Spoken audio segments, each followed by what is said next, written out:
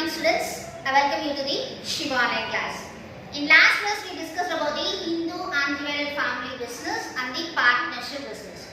In the partnership business we discussed about the advantages and disadvantages.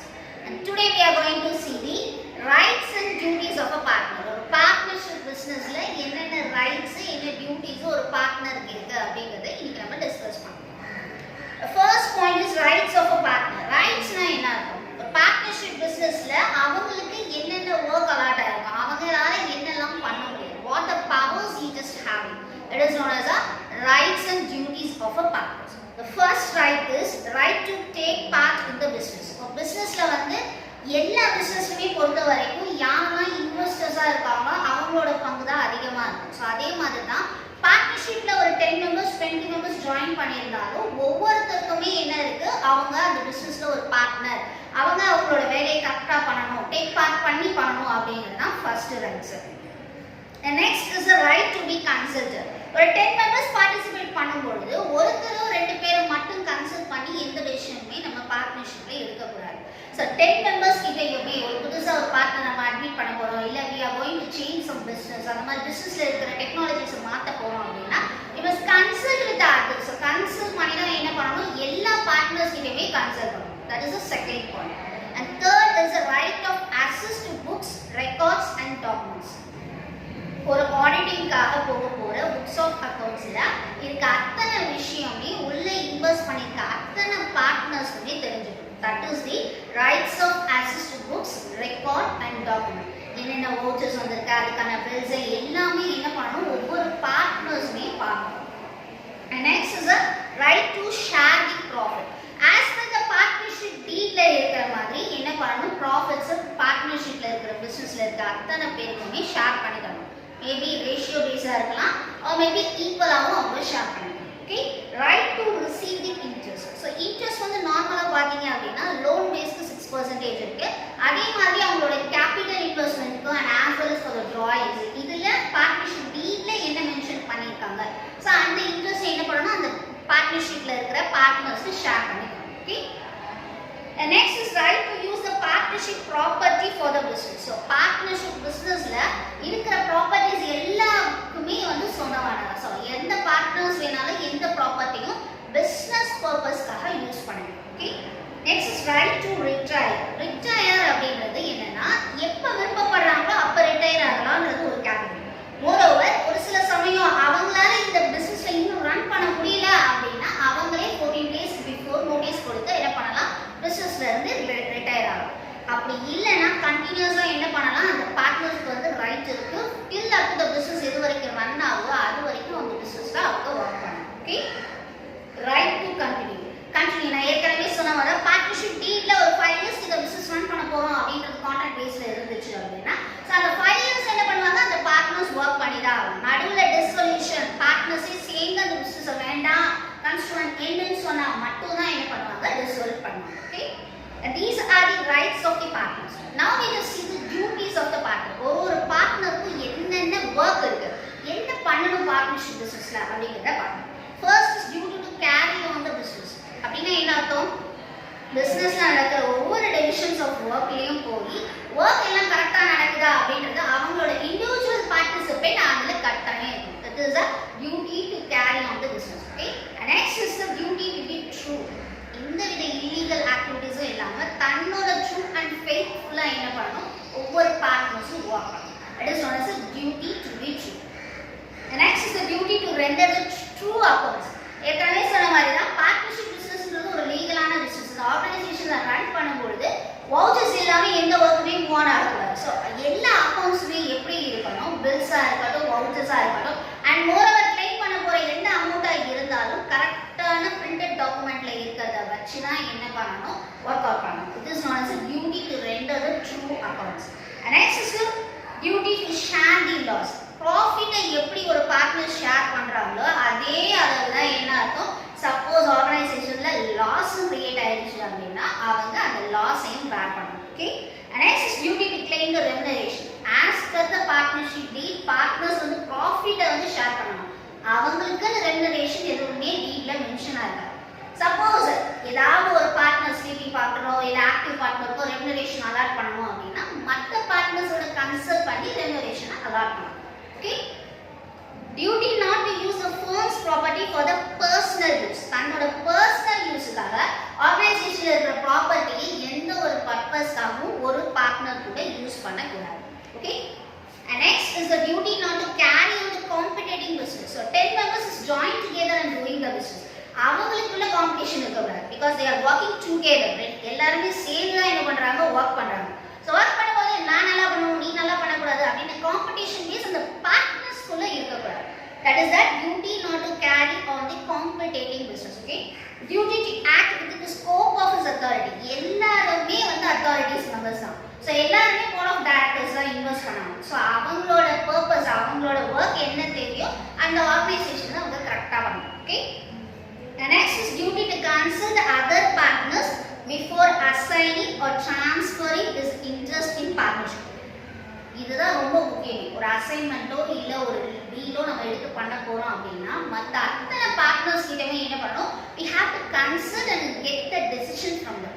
அவங்களோட decision இல்லாமல் என்ன பண்ணக்கூடாது, ஏதோ ஒன்று ரெண்டு பார்ட்னர்ஸ் கிட்ட கன்சல்ட் பண்ணிட்டு அந்த டீலை அவங்க ஓகே பண்ணக்கூடாது.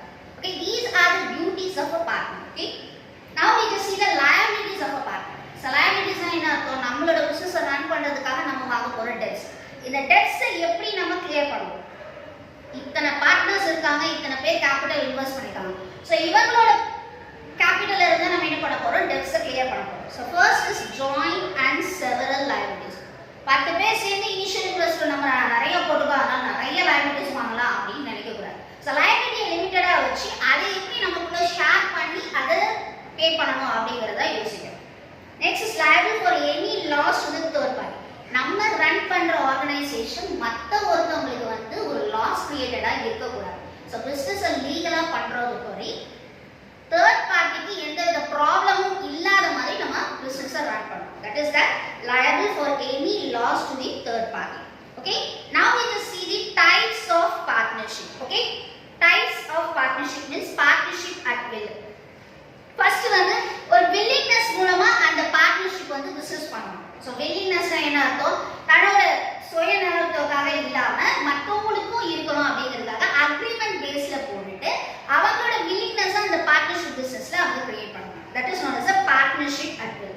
next for the partnership for a fixed term. ஃபிக்ஸடா என்ன பண்ணுவாங்க, பார்ட்னர்ஷிப்போட பீரியட் டைம் வந்து மென்ஷன் பண்ணிருப்பாங்க. ஸோ அந்த கான்ட்ராக்ட் பேஸ்ல ஏற்ற மாதிரி அந்த பிசினஸ் அவங்க ரன் பண்ணுவாங்க. it is known as a partnership for a fixed term. பர்టిక్యులரா பார்ட்னர்ஷிப் ஒரு சிலரை வந்து டெம்பரரி பர்பஸ்க்காக பார்ட்னர்ஷிப் பிசினஸை ரன் பண்ண வைப்பாங்க. ஸோ அதாவது ஒரு ப்ராஃபிட் பேஸ்க்காக. ஸோ அவங்க கிட்ட இருந்து கன்சல்ட் பண்ணி ஒரு சில விஷயத்தை கேட்டு அதுக்கப்புறம் அந்த பிசினஸ்ல மூவ் ஆன் பண்ணுவாங்க. ஆனா அவங்க வந்து பார்ட்னர் கிடையாது, ஒரு பர்టిక్యులர் பர்பஸ்க்காக அந்த பிசினஸ்க்கு யூஸ் பண்ணுவாங்க. it is known as a particular partnership. okay, and next we are going to see the types of partner. என்ன kinds of partners எல்லாம் இருக்காங்க அப்படிங்கறத பார்க்கலாம். first is the active partner. active partner அப்படினா அந்த பிசினஸ்ல எல்லாரும் ரன் பண்ணிட்டு இருக்கறவங்கள தான் நம்ம என்ன சொல்லுவோம், active partners. this is a partner who takes an active part in conduct of the partnership business is known as an active partner. so யாரெல்லாம் பிசினஸ் ரன் பண்றாங்களோ அவங்கள தான் நம்ம என்ன சொல்லுவோம், active partner அப்படின்னு சொல்லுவோம். next is a sleeping partner or a dormant partner.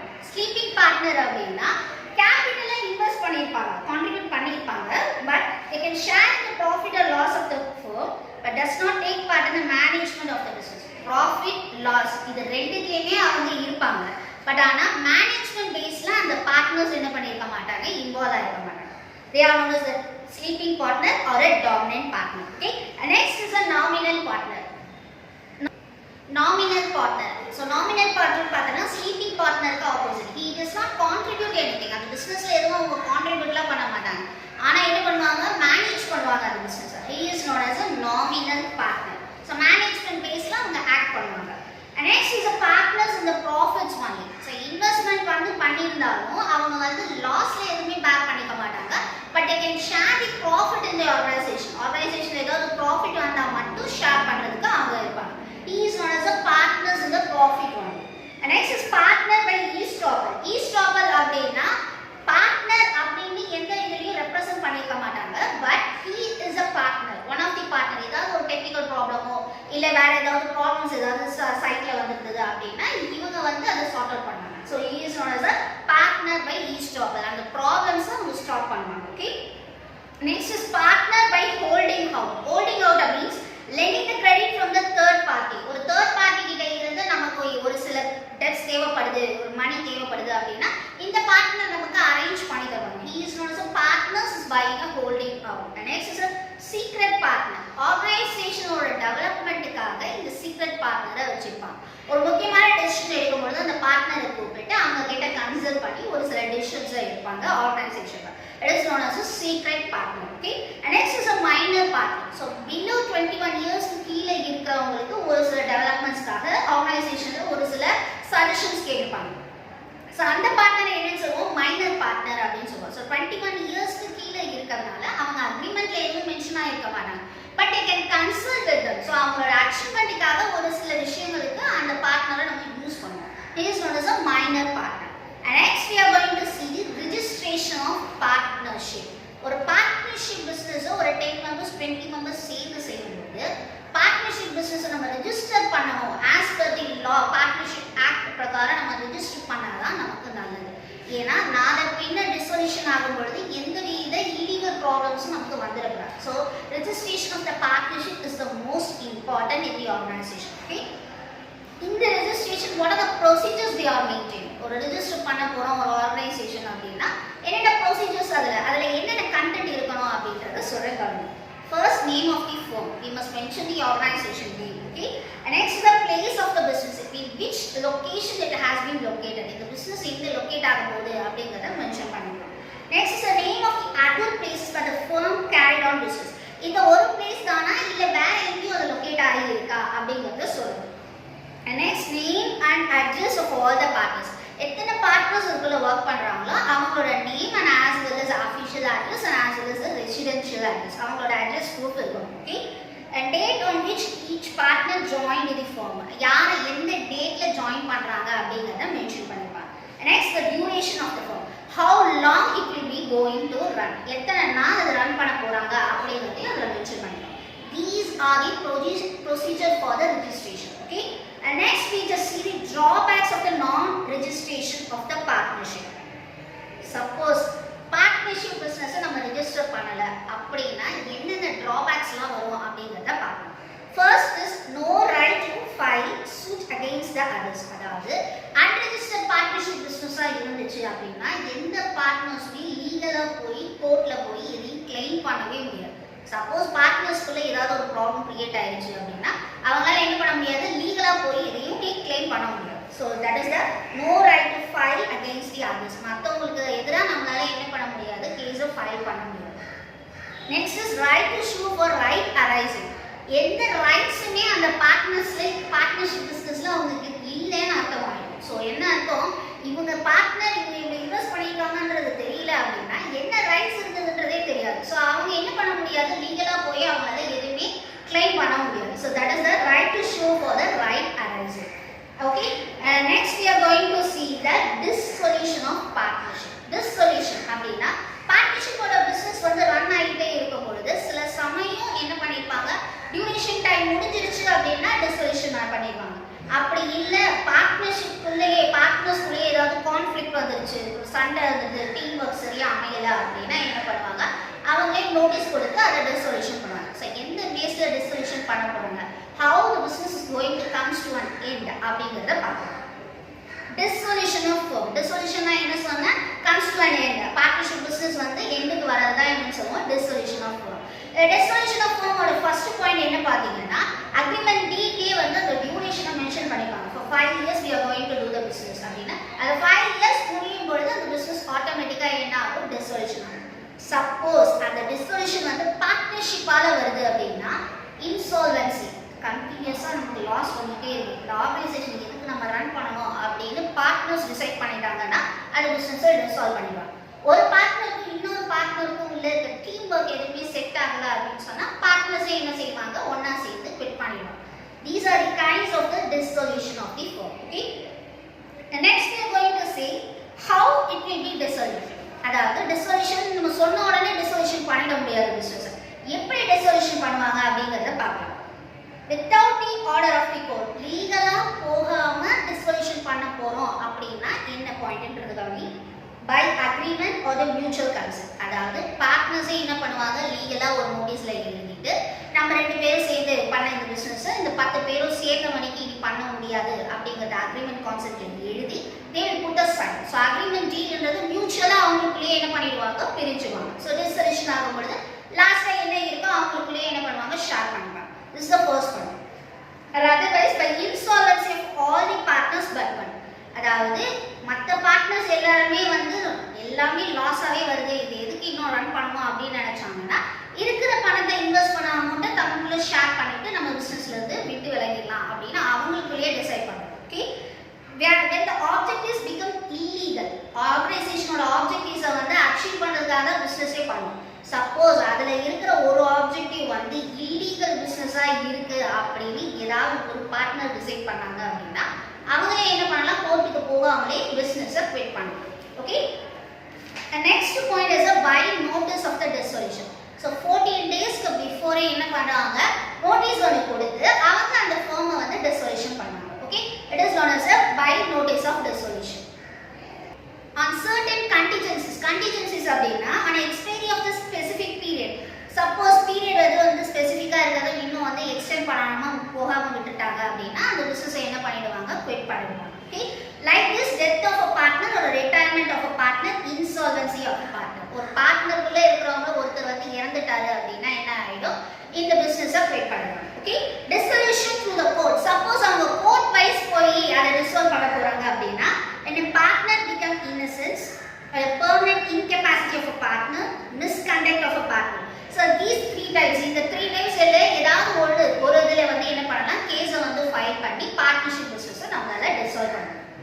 I hope students இந்த கிளாஸ் உங்களுக்கு புரிஞ்சிருக்கும்னு நினைக்கிறேன். இதோட நம்மளோட பார்ட்னர்ஷிப் பிசினஸ் லெசன் முடியுது. We just see the next class.